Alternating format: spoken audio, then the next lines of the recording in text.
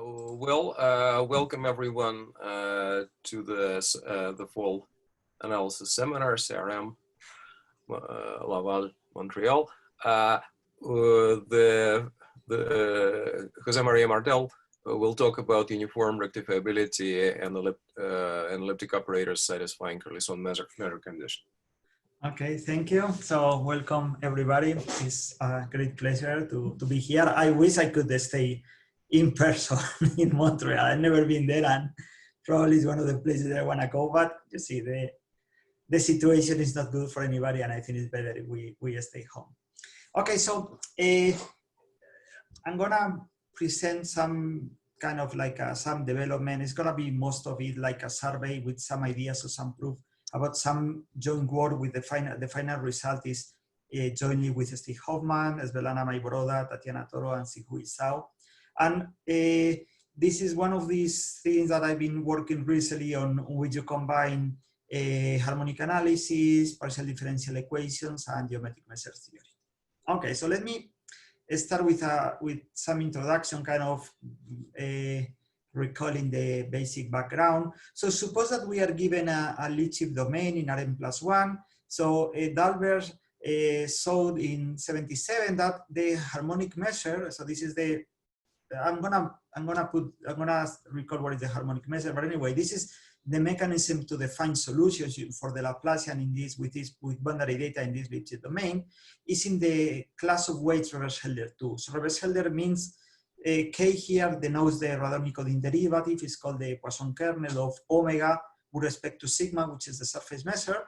And what this is saying is that in a sense, the Poisson kernel or the harmonic measure is integrable of order 2, right? So what this is saying is that in a lead-chip domain, no matter how bad is the lead-chip constant, the harmonic measure is always a Reverse-Helder-2 weight. And this is important because this is equivalent to the solvability of the L2 Dirichlet problem, right? So suppose that you want to solve, this is the Laplacian. I'm using this calligraphic L because I'm going to use delta for some other stuff in a moment. So you are looking for a harmonic extension in the domain whose boundary trace, in some sense that I don't want to specify for the moment, is a function which is in L2 with respect to the surface measure. So having a solution with non-tangential maximal operator bound in L2 is equivalent to this L2 solvability, this Reverse-Helder-2 condition. And the reason for that is because this harmonic measure is the mechanism to construct solutions. So the harmonic measure is not really one measure, it's a measure for every point in the domain.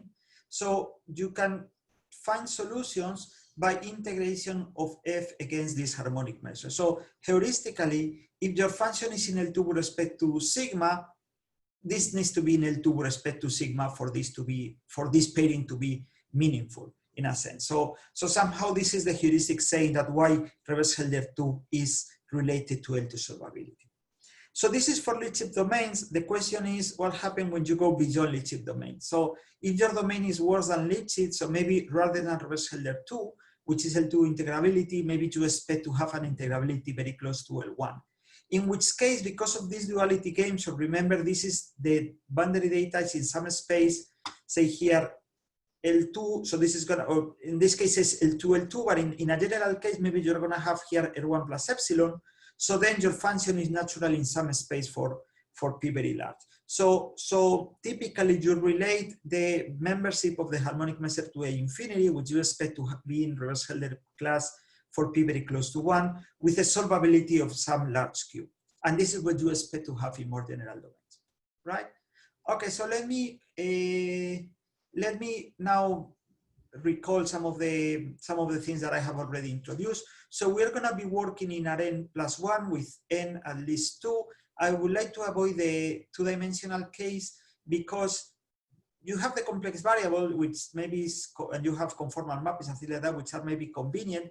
But from the point of view of PDEs, the fundamental solution of the Laplacian in 2 dimensions doesn't decay at infinity, and this causes some problems. So for me, I'm gonna be working always in higher dimensions.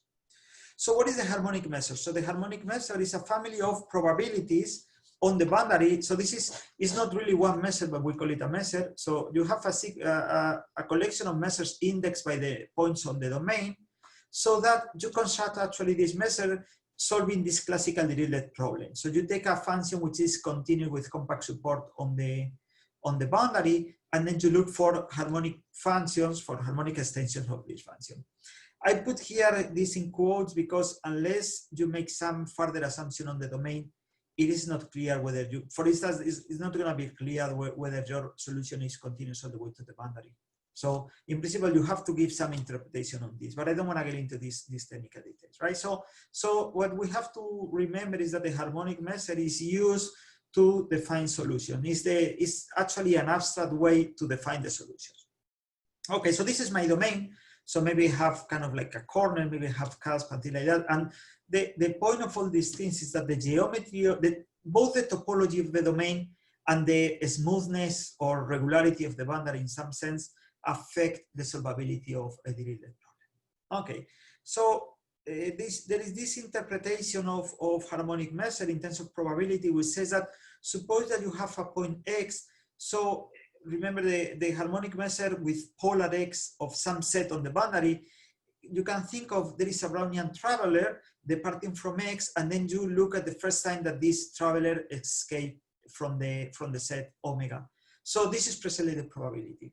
So in a sense, this is a good, this gives you sometimes the ideas of what you can expect or not. For instance, it's difficult that if you think of what is the probability of reaching this cusp, it's going to be small because very likely the Brownian travelers are going to be trapped there. So narrow places are going to cause some problems in terms of the probability, because if you have to go to something narrow, many times the Brownian traveler is going to hit the boundary before going to this kind of going through the narrow bridge or whatever. Okay. I'm going to use delta to denote a surface ball. A surface ball is the intersection of an Euclidean ball centered at the boundary with the boundary. So this is this purple thick line here. And I'm going to use sigma to denote the n-dimensional Hausdorff measure that's restricted to the boundary. I'm going to assume all the time that my boundary is Ahlfors regular. So Ahlfors regularity means that the surface measure of every surface ball is comparable to R to the n.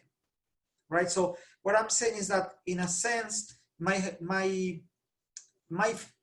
boundary behaves like Rn, unless in a quantitative scale-invariant fashion, because the point of this is that the constant is the same no matter what is the scale and no matter what is the point that you consider. Okay, and this is going to be a standing assumption for the rest of the talk. Okay, so let me recall the definition of non-tangential accessible domains, or also Corral domains, coming from the Carleson and Kenig-Pipher, and let me introduce this. So what is this? What are the conditions that are going to appear? Okay, so I said before that my domain is always going to be open. So if it is open, given any of these balls, I know that there is a ball containing the domain, but I have no control on the size of the ball, right? So I can have maybe a huge ball with a very tiny ball. Because this is what openness tells you. Openness, because you are on the boundary, openness tells you that there is some ball, but you don't have control on the size. So there is, in a sense, you don't have a quantitative control. This is only a qualitative control on the openness. So the Corkscrew condition is a quantitative openness, because what you assume is that there exists a ball with comparable radius. So the radius of this ball is going to be centered of some point, which is going to be called the Corkscrew point, and then some constant which is going to fix and is going to be the same everywhere and for every scale, the radius. So for instance, this can be very tiny, right? But there is the same ball. And this is one of the important things on this business is that the conditions are going to be scale invariant. So you can shrink, you can dilate your domain, and this is not going to change. So this is precisely because this constant is going to be uniform, independent on the point and on the radius. So this is the way that we have to remember Corkscrew condition. Corkscrew condition is openness in a quantitative or scale invariant fashion. And the same occurs with the connectivity, right? So given 2 points, because I know my domain, I know if my domain is connected that there is a path, but I have no control whether the path gets very close to the boundary. I have no control on the length of the path relative to the length between the 2 points. And because we are working with the Laplacian, we're going to be working with elliptic operators. We want to use a Harnack inequality. So points for these 2 points, in order to see how is the solution at one point compared to the other, there are two things that are important, is this distance and also how these points are close to the boundary. So the Harnack condition is gonna make up, it's gonna be available for us to control these things. So rather than having something, an uncontrolled path between the 2 points, we're gonna have some, what is called the Harnack condition, which is a sequence of balls with the following properties. The radius of every ball is comparable to the radius to the distance to the boundary, right? So for instance, you look at this ball and the radius of this ball is maybe 4, so this distance is of the order of 4. And then you're gonna have a control on the number of balls, which eventually give you the length of the chain, of the path if you want. So the length of the number of balls has to be depending only on the ratio between this distance and the minimum of the distance to the boundaries, okay? So, for instance, in these two cases, the distance has to be of the order of 1, because you see, the distance between the 2 points is the order of 1, the distance to the boundary is the order of 1. If you, for instance, take a point that is very close to the boundary, because you need to start with a smaller and smaller ball, the number of balls is going to increase. So let me put a little of 2 examples on which these conditions are not satisfied. For instance, this is when the Corkscrew condition fails, because there is no space to insert a ball of comparable radius. And this is a situation where the Harnack condition fails, because it's what I said before, right? So the distance between the ratio between the distance to the points and the distance to the boundary is of the order of 1. But you have to go around with using balls, and then as you start putting the points very close to the boundary, you need more and more balls, and then the length of the ball is going to go to infinity. So this is what prevents these things to happen. And this is an important thing, because if you suppose that you have a harmonic function in this domain, in a domain, if you have the Harnack condition, you know how to compare the harmonic values, or the values of the harmonic solution, the harmonic function in the 2 points. What happens is that here at these 2 points, there is no way that we can, at these 2 points that they get close to the boundary, we cannot control the boundary, the value of 1 point in terms of the other. Okay, so these are the kind of situations that we would like to avoid. So first, having this cusp looking from the inside, and having also these kind of things on which the distance, the true distance between the 2 points is not comparable to the distance within the domain, using these Harnack balls. Okay, so what is then a Corral domain? So a Corral domain satisfies the following conditions. So you have interior openness and interior connectivity in this scale-invariant function, and you also assume exterior corkscrew. So on the exterior, you only assume the exterior condition, the corkscrew condition. And then Corral is this, includes this Ahlfors David regularity that I mentioned before. If you see the non-tangential accessible, I didn't put it on the slide, non-tangential accessible is the same thing, but without assuming Ahlfors David regularity on the boundary. And as opposed to this condition, I'm gonna introduce also the one-sided Corral domain, which is the same, but without the exterior corkscrew. That looks naive, right? To say, oh, you see, what is the difference having interior, having exterior? So actually, it makes a big difference. We're going to see this in a moment. Having exterior corkscrew imposes some regularity on the boundary at the end of the day. Okay, so this is what David and Jerison and independently self-proved in the early 90s.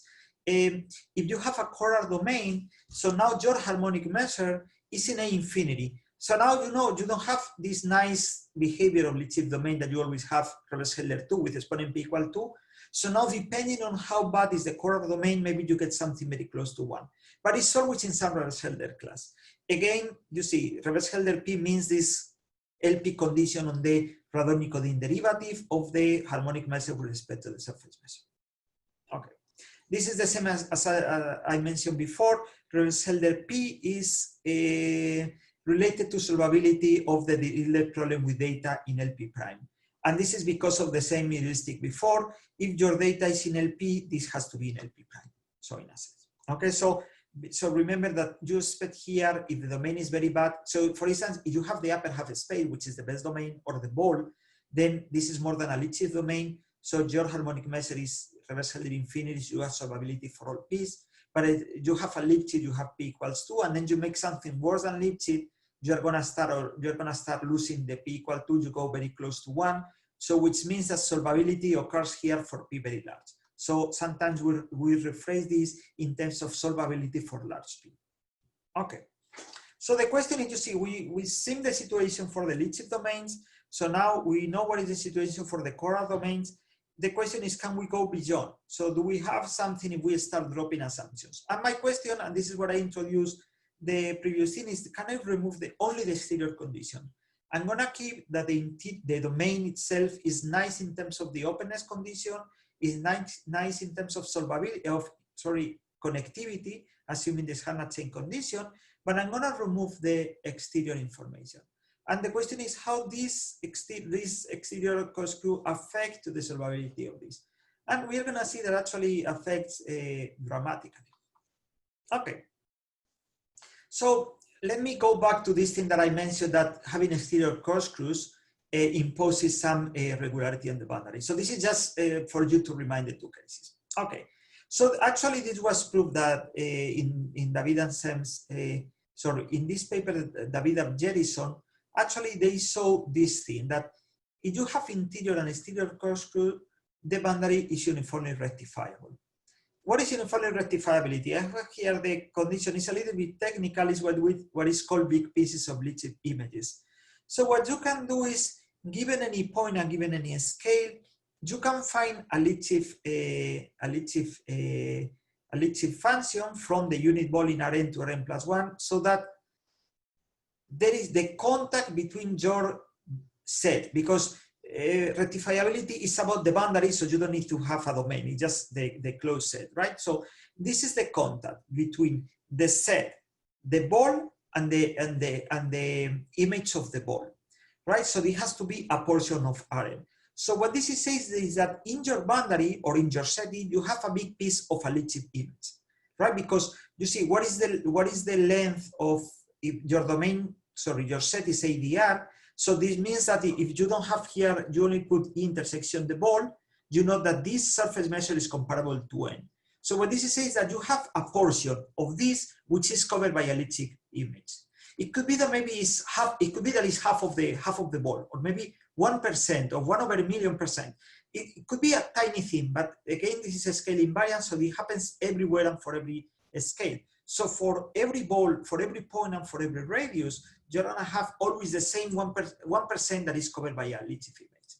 And this is a quantitative version of being rectifiable. What is being rectifiable? That you can cover the set by a union of Lipschitz images, right? So this says that it's not only you cover by Lipschitz images, it's also that you can cover exactly, not by an infinite union, by one union with some loss of some percentage of the measure of the surface. Okay, there are some other, David and Sem's study uniformly rectifiability in deep detail, and there are a couple of characterizations which are important. So the first one is this, the sets what are uniformly rectifiable are in some sense the sets on which you can do harmonic analysis. So first you assume ADR, and second you have that all nice singular integral operators are bounded on L2.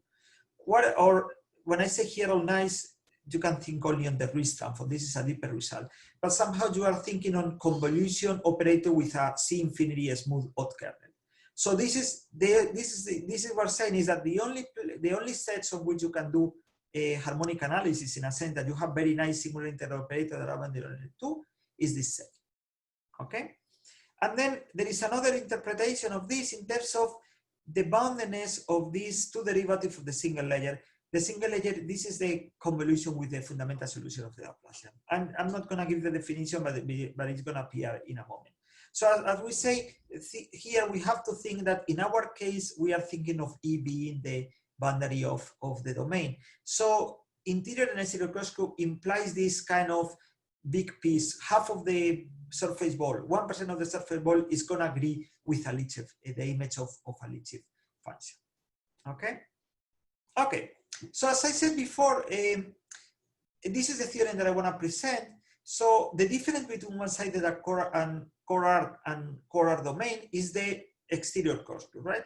So the following results true if you are given a one-sided Corral domain. That means that you assume Ahlfors regularity and the interior openness and connectivity, then the following are equivalent.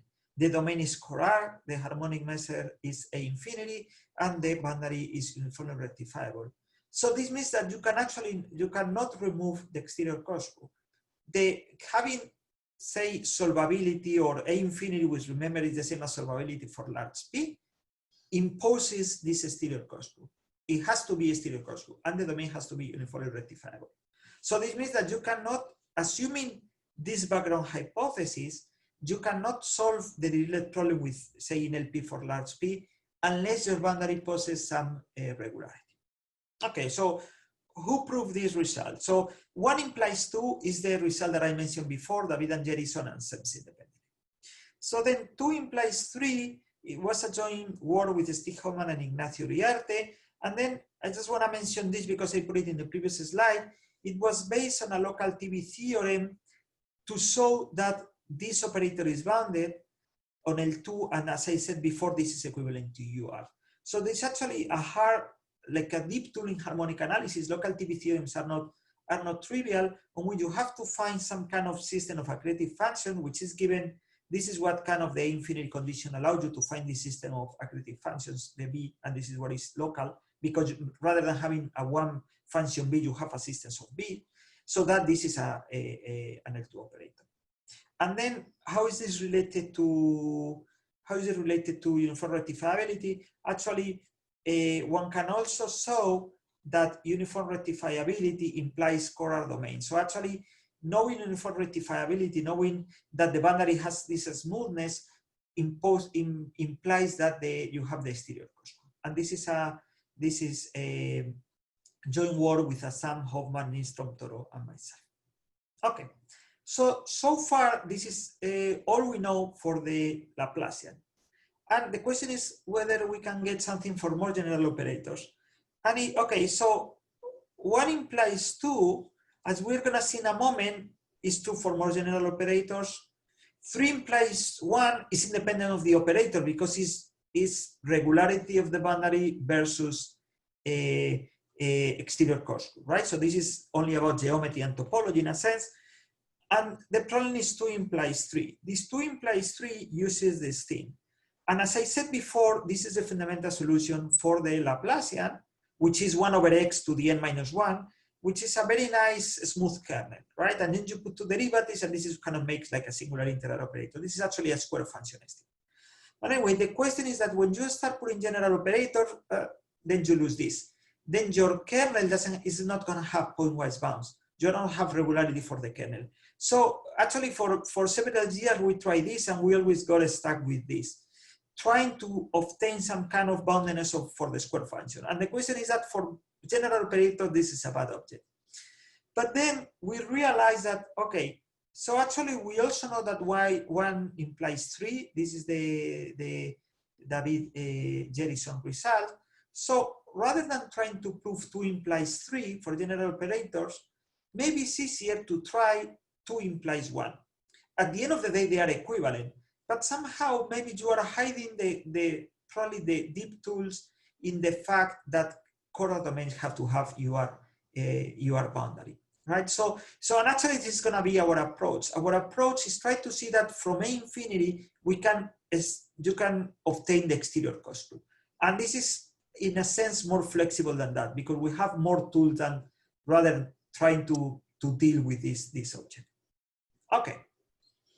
All right, so let me now, this is what I'm gonna put the class of operators that we wanna consider. So this is the class of what we call Kenig-Pipher elliptic operators. So now we're gonna have a divergence form elliptic operator. So A is a matrix, is real, but it's variable. And then for the moment, so this is what is the matrix to be elliptic, right? So this is the accretivity, and this says that the coefficients are all bounded, okay? In the same way that we define the harmonic measure, we can define an elliptic measure, and it's more or less the same principle. So elliptic measure is a mechanism or is the object that allows you to solve the classical Dirichlet problem. So this is what Kenig-Pipher showed in 2001, is that in the context, actually, they show it in the upper half space, and when you have it in the upper half space, you can go to the elliptic graph, and then when you have it in elliptic graph by localization, you can go to a core domain using these big pieces of elliptic images that we mentioned before. So if omega is a Corral domain, you introduce delta. I'm going to use delta all the time for the distance to the boundary. And you have the following two conditions. So your matrix is going to have a local elliptic coefficients. You have that the gradient of A times the distance to the boundary is bounded. And also the gradient square distance to the boundary is a Carleson measure. I'm going to put in a moment what is this condition in an explicit way. So then for these two, with these two conditions, then the associated elliptic measure is in A infinity. Okay, so this is the basic result. So this is the class of operator.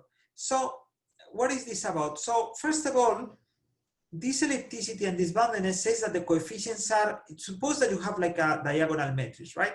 So what this is saying is that the coefficients are between some lambda minus 1 and lambda to the 1, right? So the coefficients never get to 0, never get to infinity. They are in some strict sub-interval of 0 infinity, right? So what this is saying is that somehow you don't have degeneracy on the coefficients or on the eigenvalues, but you can have a lot of oscillation, because this is telling that you, as you get to the boundary, you can get more and more oscillation, right? This is the L infinity. So this is that near the boundary, you can have oscillation at most 1 over delta.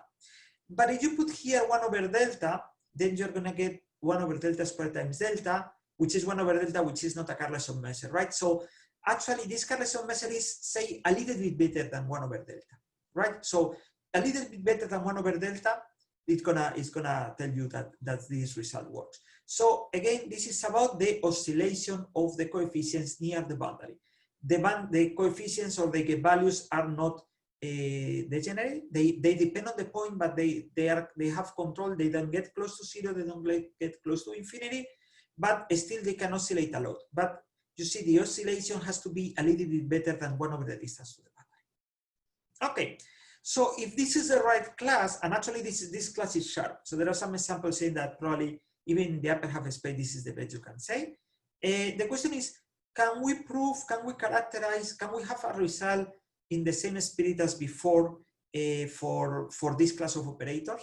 And this has been the question for some years. Okay, so let me now be precise, and let me now introduce the Kenig-Pipher class of operators. So this is the same as before. Variable coefficients operators. A is locally elliptic. We have L infinity control of gradient of A distance to the boundary, and this is a Carleson measure. So this is being a Carleson measure. So what is a Carleson measure? A Carleson measure is a measure in the domain that behaves like a measure on the boundary.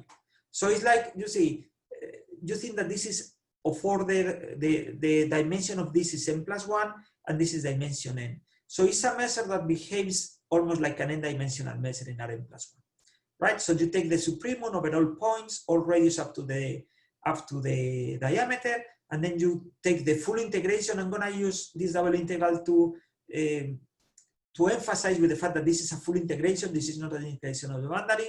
You take the gradient square distance to the boundary, and then you divide by this factor, and it has to be final. Okay, and this is the theorem. This is our main result. So if you are given a one-sided Corral domain, L is a Kenig-Pipher operator. The domain is Corral if and only if the elliptic measure is in infinity.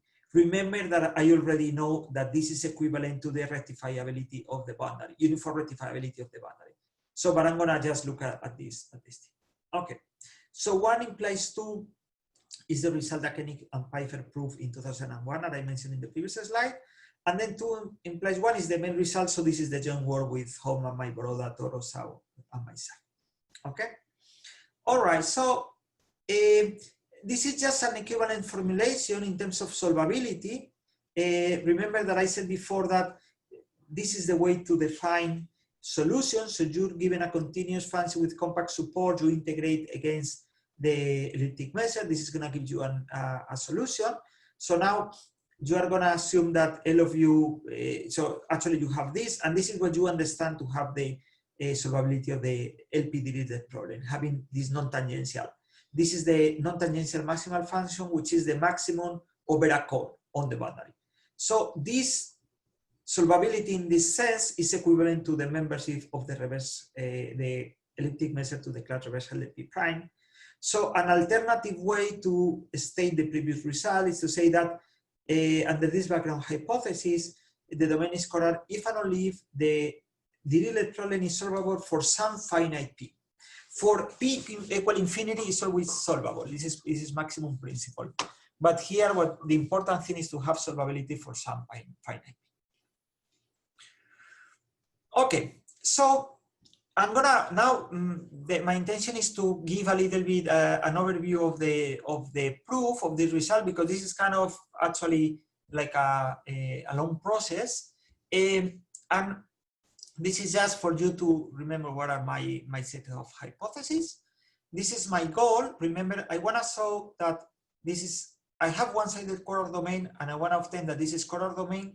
So the only thing that is missing is the exterior Corkscrew, right? So my goal is how in the world I'm going to be able to show that if my elliptic measure is in infinity, then I have exterior Corkscrew. Okay, so I have split the proof in 3 main steps. So the first step is proving this for constant coefficients. Proving it for constant coefficients is proving it for the Laplacian, essentially, because for constant coefficient you can always assume that is symmetric, and then even the proof that I mentioned before for the Laplacian works using the TV theorem. But anyway, I just want to mention that even using this approach, which is much simpler, which is also valid for a matrix satisfying gradient of A Carleson. So rather than having this whole thing here, only assuming this Carleson, we have this argument which is a little bit simpler. So remember that I mentioned before that there was this argument was kind of difficult using TV theorem, proving UR directly. If you want to prove this in a direct way, A infinity implies exterior Corkscrew. Actually, this is a pretty easy argument. Even for the Laplacian is a very natural argument. Okay, so I'm gonna take this for granted. But the question is, I will need to quantify this a little bit because this is going to be key for what is coming. Okay, so I need to know that I know the result for constant coefficients. When I know this for constant coefficient, I'm going to prove it for what I call the small constant case. So I'm going to prove this whenever I know that this is very small, depending on the different parameters, right? So what is the advantage of this, or why the step 0 is related to step 1? Just think of the limiting case on which this is 0. If this is 0, it's because the matrix is constant, right? So when the Carleson norm is 0, then I have the constant coefficient. So somehow having a small constant coefficient, or having this very small, is telling you that the oscillation is very small. And if the oscillation is very small, this is telling you that you are very close to the constant case. So that is why actually, and this is we're gonna see that this is actually the case. We're gonna actually show that if you start zooming and zooming and zooming, you get to a constant coefficient.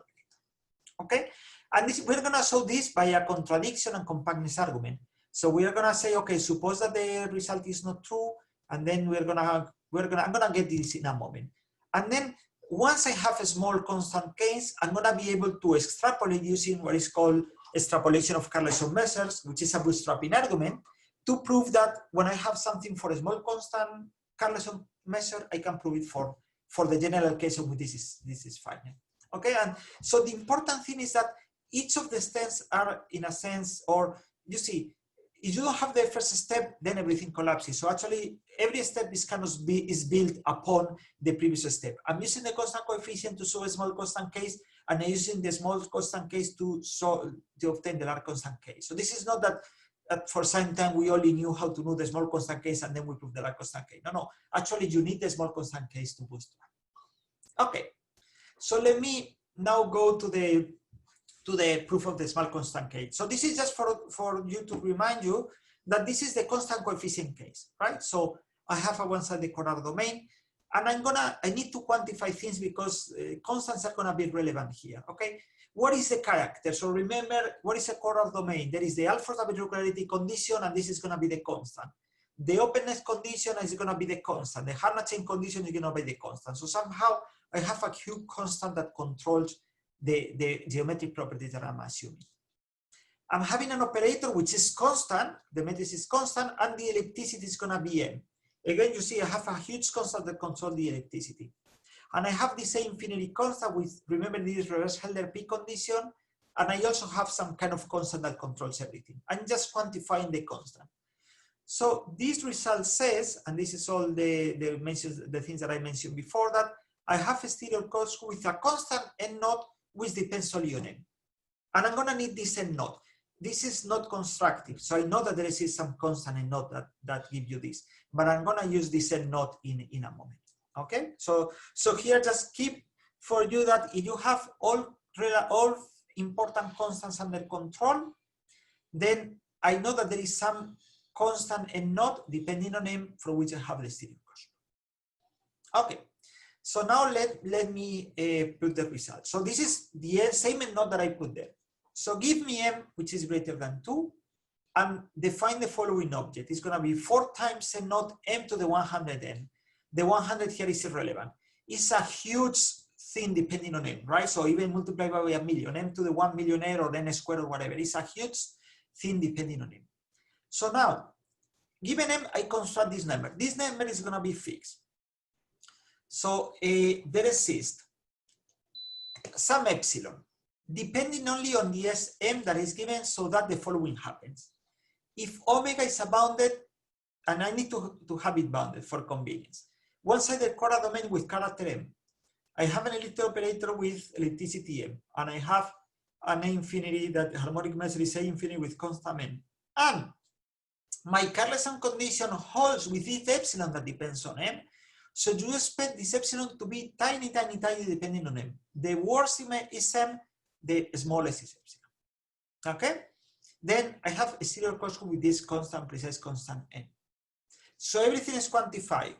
It's a little bit complicated, but you see the problem is that we are gonna proceed by contradiction, and if you proceed by contradiction, then you have to have all the quantifiers in the correct order. Otherwise, this kind of get a mess. Okay, so this is the result. So now I'm gonna start with the proof. Okay, I'm gonna proceed by contradiction, right? So contradiction, given n, I construct the n. This is not a contradiction. So the contradiction of exists epsilon is gonna be that for every epsilon, I can find an example for which this is smaller than the epsilon that I have, and this doesn't hold. So let me go to this. So for every epsilon j, and eventually epsilon j is gonna go to 0, I can find some domain omega j, which is bounded one-sided Cora domain with character m. The m is fixed. An elliptic operator with constant m. Elliptic measure, I'm gonna write omega j with constant m, and I know that my elliptic metric satisfies the Carleson condition with epsilon j. Okay, and then I have to negate the conclusion. So what is the conclusion? The conclusion is that the stereo Corkscrew fails with this constant n, which is fixed. But remember, what is the Corkscrew condition fail? Means that I have some point on the boundary, I have some radius. Remember that the stereo Corkscrew is being able to insert a ball on the stereo ball. So a negation of the stereo Corkscrew is not being able to stick a ball in the stereo ball, right? So I take this ball, which is on the boundary, it's on the stereo, and does not contain any ball of radius rj over r.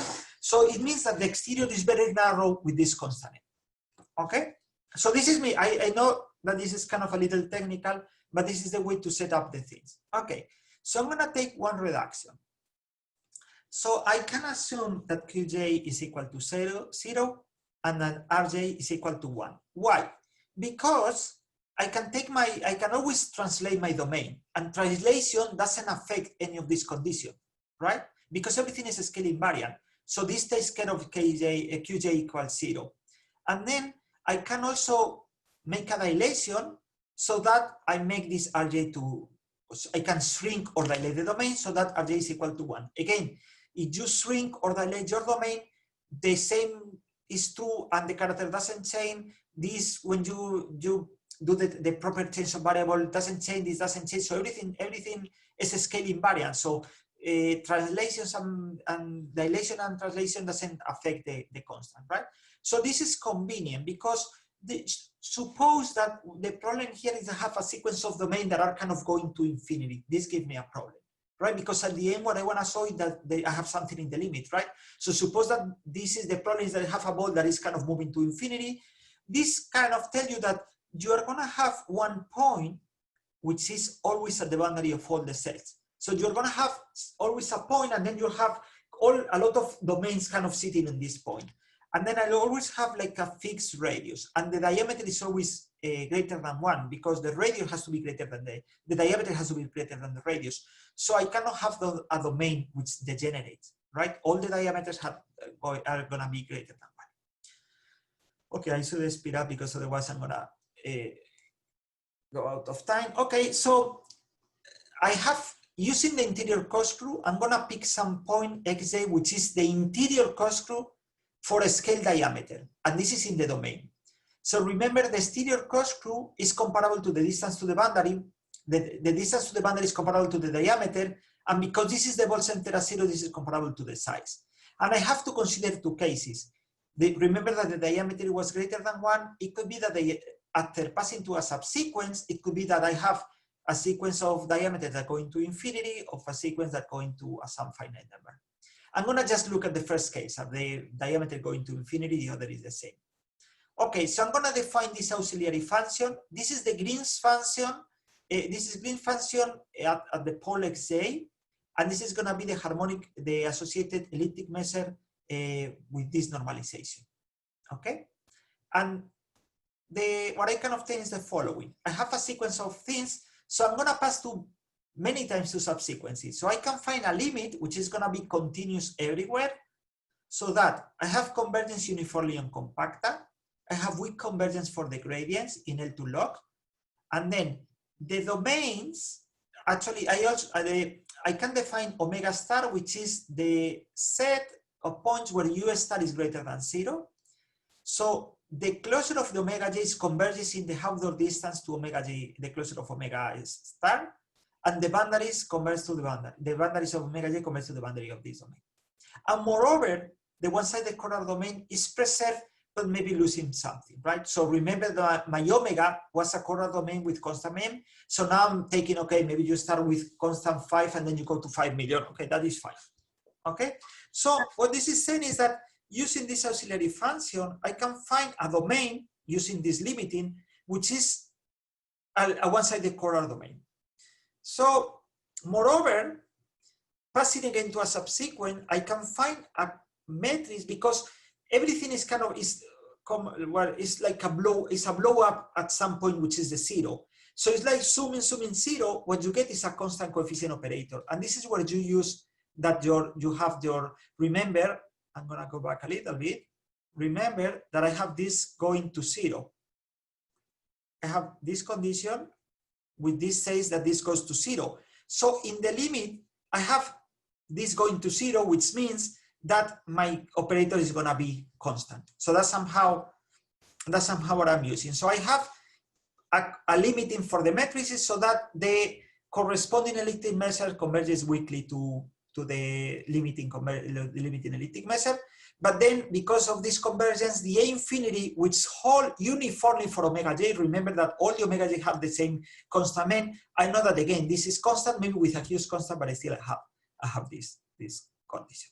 Okay, but now I have all my ingredients, because I have a one-sided corner domain with character m100 to the n. I have an elliptic matrix with ellipticity m. In particular, I can make the ellipticity larger. And I have an infinity coefficient with a constant m100 to the n. Okay, so this is the result that I put before. Character m, ellipticity m, constant n. I have a stereo construct with constant n naught of m. Okay, so I have omega star has a stereo construct with constant n naught of this huge constant. And by choice, this was n over 4. But now let's examine what this means. So this means that I'm gonna have an exterior corkscrew for this ball on the stereo, right? I take the ball center at 0. Remember, 0 is gonna be on the boundary because it was on the boundaries, and one is smaller than the diameter. So I can take this ball at the boundary and look at a ball inside here. So I'm gonna have some ball, and because this is the constant n over 4, I can insert ball of radius at this point, which is the corkscrew point with this radius inside this ball.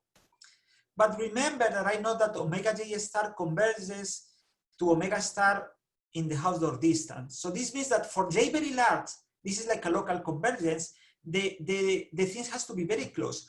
But this is away from omega star.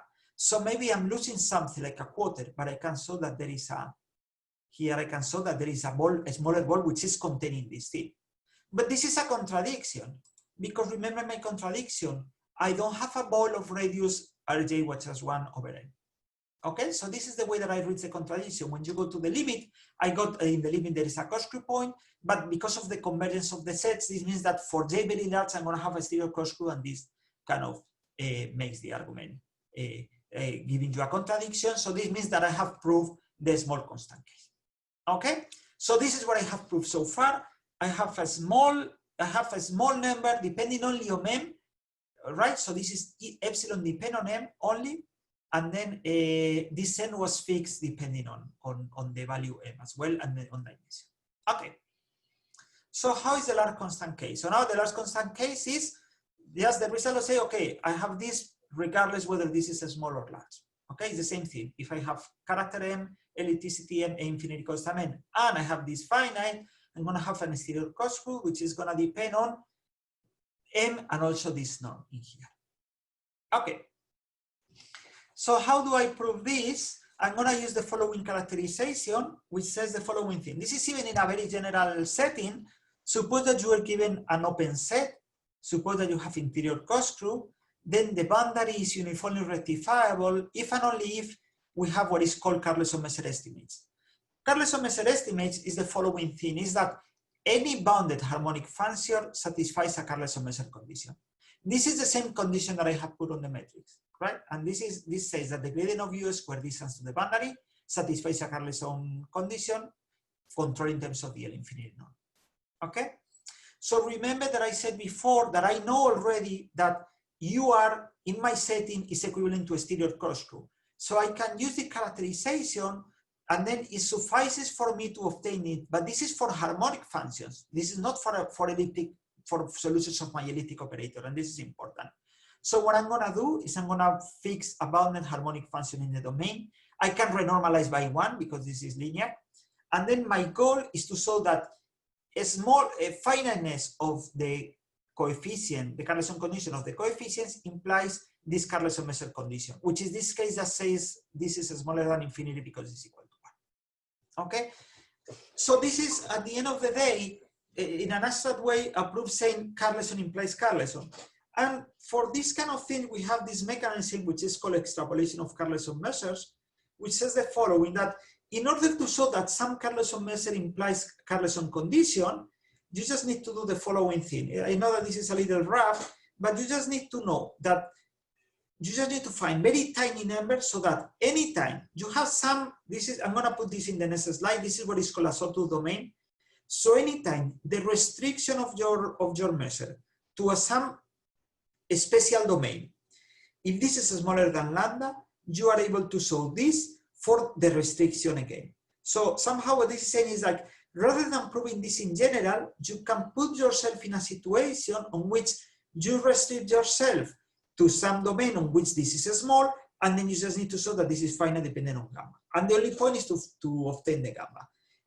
There is a difference between there is a tilde and there is a tilde. I'm going to explain this in a moment. Okay. So what are these kind of domains? So let me first tell you that this is the Whitney region. So my boundary is Ahlfors a bit regular, so it's a space of homogeneous type. I have some kind of dyadic grid. So a cube is something like that. And I can define like a Whitney region. What is going to be a Whitney region? This is a union of Whitney boxes. Sometimes I put UQ, sometimes I put a tilde. What I do with a tilde is to maybe fatten these boxes a little bit.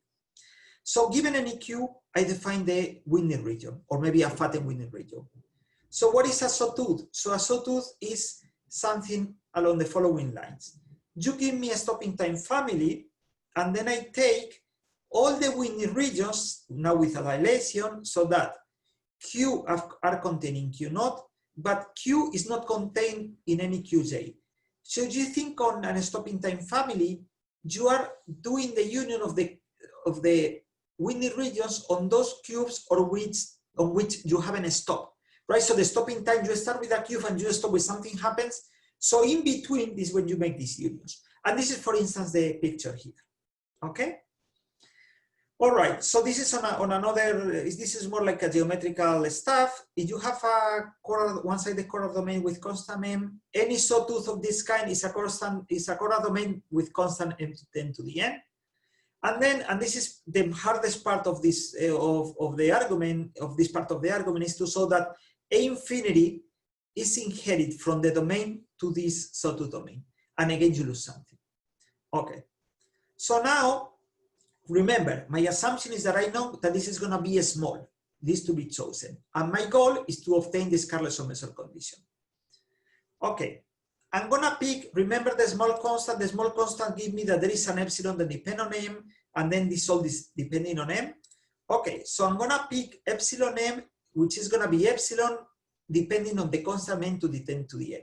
Okay, be some small constant. I'm gonna pick gamma, which is much smaller than this. I know already these things that I put in the previous slide. This sawtooth domain is gonna be one-sided choral.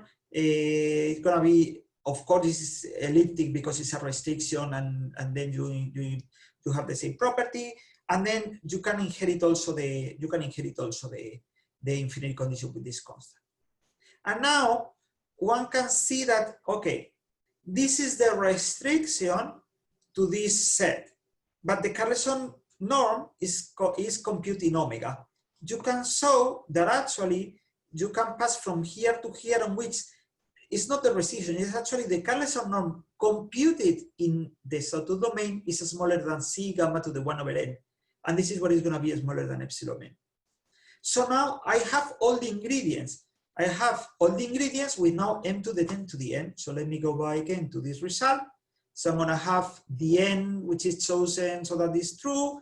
I have the characters. If this is smaller than epsilon, according to this m, then I have a stereo Corkscrew. So this is what I have everything here, right? So I have all my constant sources so that I have an stereo Corkscrew. But if I have an stereo Corkscrew, I know that this is UR because I have to the David and Jennison result. Okay. So this was my assumption. I have shown that this is UR, and the result that I put before said that if I have a domain which has UR boundary, I have a Carleson measure solution, Carleson measure estimate for boundary harmonic functions in this. But remember, my solution was a solution in the whole domain. But if it is in the whole domain, this is a subdomain.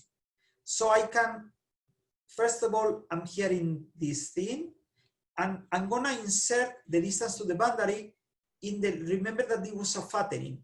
So this is like this is a technical thing, but this delta is comparable to this delta for the flattening guy, provided I am inside in the smaller guy. This is just a technical thing, and then I pass to here. And this is a Carleson condition, which this is exactly this. So I have this. So then I have shown that if this is a small, this has a Carleson condition. So then the extrapolation of Carleson measure allow me to bootstrap this argument and to show that this is finite. So then I know, because of, again, this result that I put before, if I have Carleson measure condition, I have the boundary is UR, and I already know the boundary is, if the boundary is UR, I have a stereo Corkscrew. And this is the end of the proof. And thank you very much for your attention.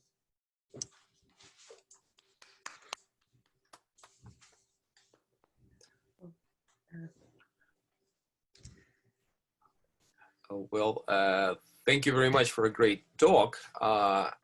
Wanted to ask if anyone has any questions. Yeah, maybe I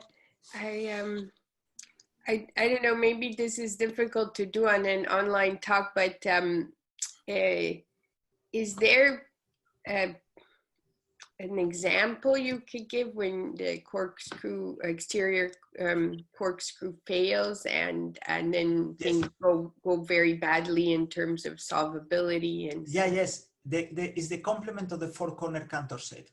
So the four-corner Cantor set is in 2 dimensions, but if you want to do in 3 dimensions, take like a cylinder based on that. So is coming from the construction, it's alpha a bit regular, has interior Corkscrew. It's actually, you can actually, because this is an iterative thing, so you can actually see, and it's Harnack chain connected, right? So we have we have everything, but the exterior is empty. So there is no way that, and this is because the four-corner Cantor set is purely not rectifiable. Actually, what this is saying is that the examples must be very bad, because the only way that you cannot have these kind of things is by even losing the uniform rectifiability. We also have some, even some characterizations in terms of rectifiability rather than uniform rectifiability. And even, you see, if you have something like, you don't have absolute continuity of harmonic measure, then this actually, absolute continuity of harmonic measure implies rectifiability alone. So this is saying that the bad cases have to be really, really bad. So you have to really drop the rectifiability. So you see, what is not rectifiable is really a monster, right? So actually, this is the examples that we always keep in mind. The four-corner Cantor set is the enemy, has no stereo at all. So, and if you, so I'm just kind of naive question. Suppose you have something like snowflake, right? It's not Ahlfors a bit regular. Ah, okay, okay. So and then you get into, okay, so the problem is that all this theory, what you are looking for is to put boundary data with respect to sigma. So in a sense, sigma, which is the surface measure, has to be a nice object. So if you're in a snowflake, what is going to be your sigma, right? So now maybe your boundary has a different codimension, and then things get a little complicated.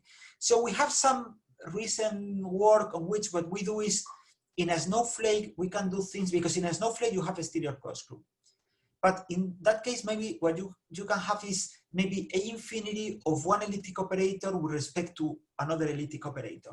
Now this makes sense. But in a snowflake, putting another Hausdorff measure, which is a different codimension, is a different dimension, kind of gets the thing really, really complicated, because now the right setting is not that of an elliptic operator. So somehow you see, there is this work by Mayboroda, which it does kind of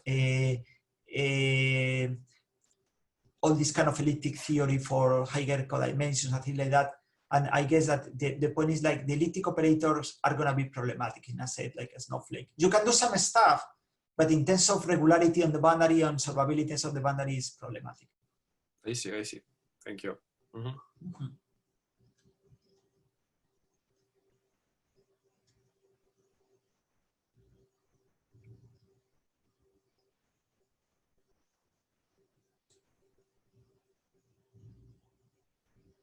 Are there any interesting domains for which some sort of special, some value of p besides, you know, p equals 2 or infinity or 1 is special, sort of plays some sort of special role? No, okay, so the point is, like, because of solvability is related to reverse Heller and these classes are decreasing. So when you have solvability for p naught, you have solvability for every p larger than p naught, first of all. And then because this is again reverse Helder p, which is an open, when you have by Geren's result, when you have LP, you have maybe LP minus, so you reverse Helder p, you have p minus epsilon. I guess that I think that in some dimensions for some, I don't know, restriction theorem, or for some, there is some special p which is kind of critical with respect to certain dimensions, since you're working in dimension like 3 and higher. Is there any p in dimension 3 which is a bit different than p in dimension 4? I think that some people have compute, for instance, if you have something like maybe like a sector and things like that, and then you can compute the sector, so you have maybe like a piece of pie or something like that, and then I think you can compute the integrability of the harmonic measure in terms of the openness of the sector. So I don't know if it's really about dimension or not. I know the two-dimensional case is different than the other dimension, but I don't know if so. It's magic that p equals to work for all dimensions and for all ellipses, no matter what, right? So it's, to me, it's even kind of surprising, right? Okay, p equals 2 is not surprising because you are doing kind of integration by parts. Integration by parts in L2 is not a miracle, right? But somehow you see, I think that with some, I've seen in some places people doing kind of say, okay, you see, you start kind of shrinking this thing, you start kind of getting a degeneracy on the harmonic measure, something like that, and maybe that explains why you see, even if you get it for p equals 2, so you start kind of, you see, the upper half space is like you get reverse Helder infinity, and then you start kind of closing, you are moving up to 2. So somehow this kind of explains that the integrability is breaking at some point. So it's even, I think there are like explicit formulas for the harmonic measure in that situation in a sector. And then you can see that somehow you are creating a singularity on the harmonic measure, and this tells you, okay, you see, you have this openness, then maybe you can solve it for p greater than three quarters, but no smaller than 3/4, and then or things like that. Okay.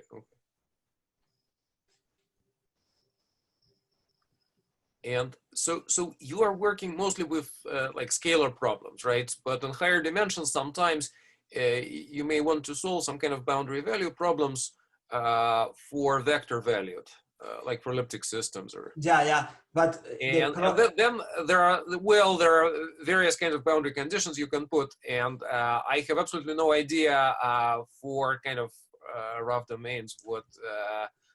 No, I have some. Okay, so first of all, this is about the Laplacian or real elliptic operator, which are positive operators. You have Harnack, you have maximum principle. If you go to system, you are losing that. So from the very beginning, the definition of the elliptic measure collapses.